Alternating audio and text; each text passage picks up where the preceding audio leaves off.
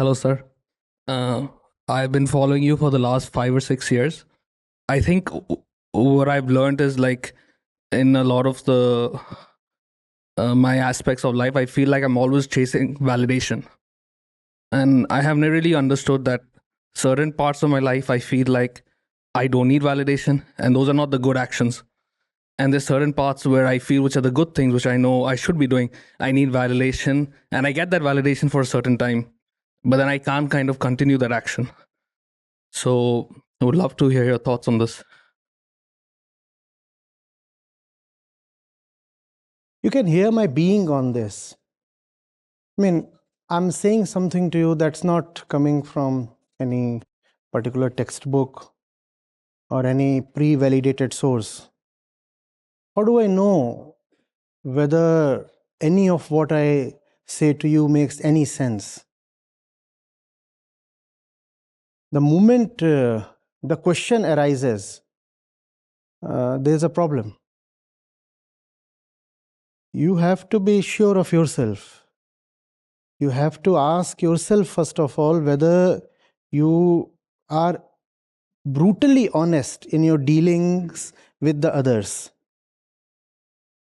You have to know for yourself that you are giving not just 100%, but a little more than that to the other. Now you'll not need to look into the other's eyes and beg for validation. I'm already doing the maximum possible. Now, whether or not it pleases you, there is no way I can do anything extra or more. So if you say I am doing well, fine.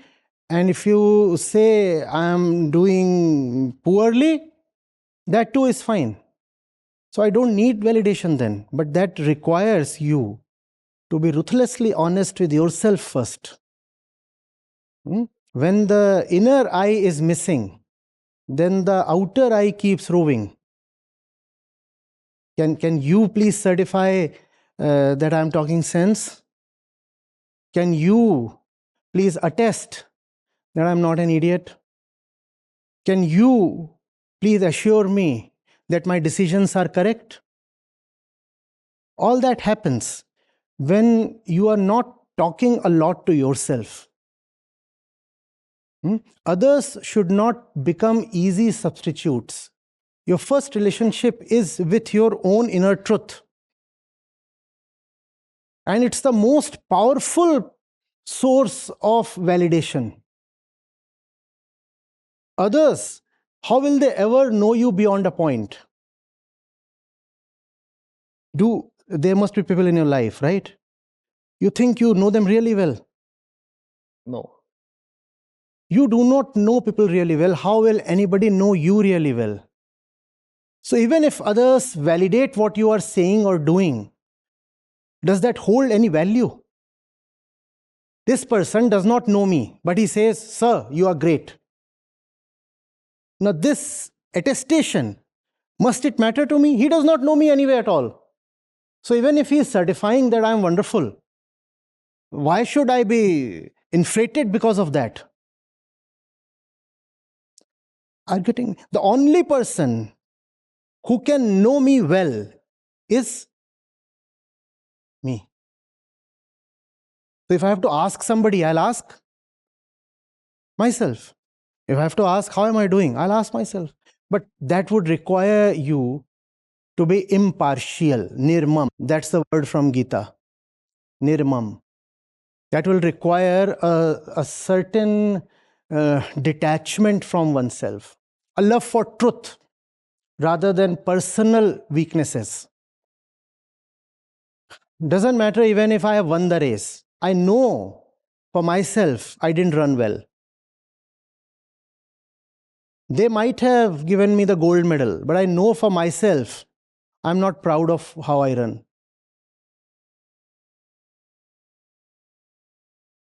Are you getting this? The problem is not that we go and seek validation from others. The problem is that we have a broken relationship with ourselves.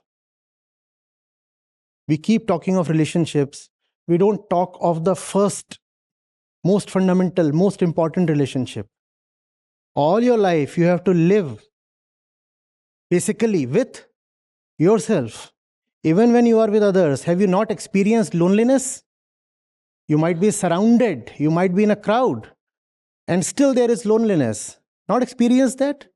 Because you have to live with yourself. So maintain that relationship. Do well there. And the word there is honesty.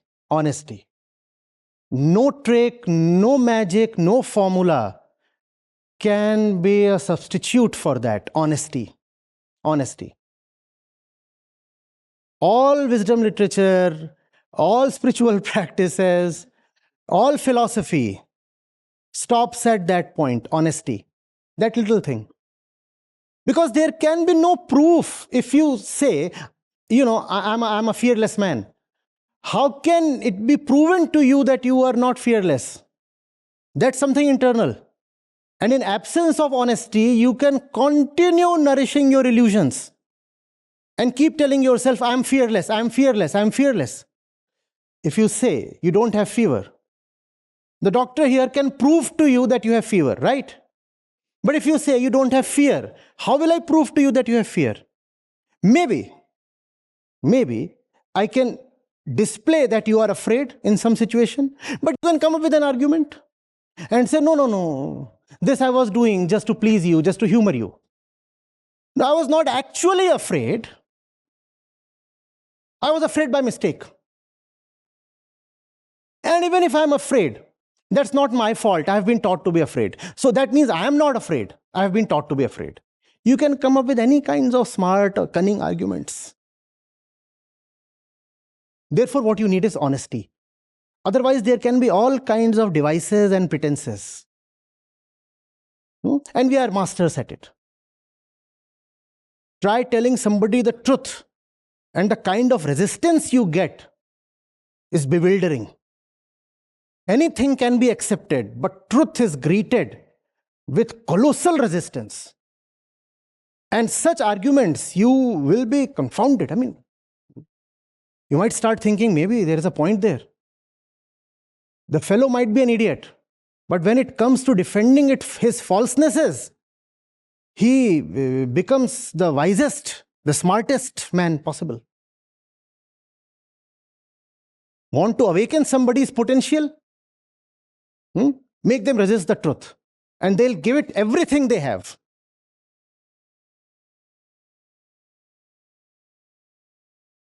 Yeah? Be with yourself. Just honestly. Just honestly. Just honestly. And to be inspired to do that, and to believe that it can be done, read about people who lived that way. Or if you are very lucky, live with people who live that way. Usually we are not that lucky. So read about such people. Therefore, great literature is very important. Yeah? Be all right with yourself. Be all right with. I'm not saying you must not take others' opinions or feedbacks. That's all right. But the primary judge must sit within. You need not look at yourself through others' eyes. The inner eye must be one's own. And that's all.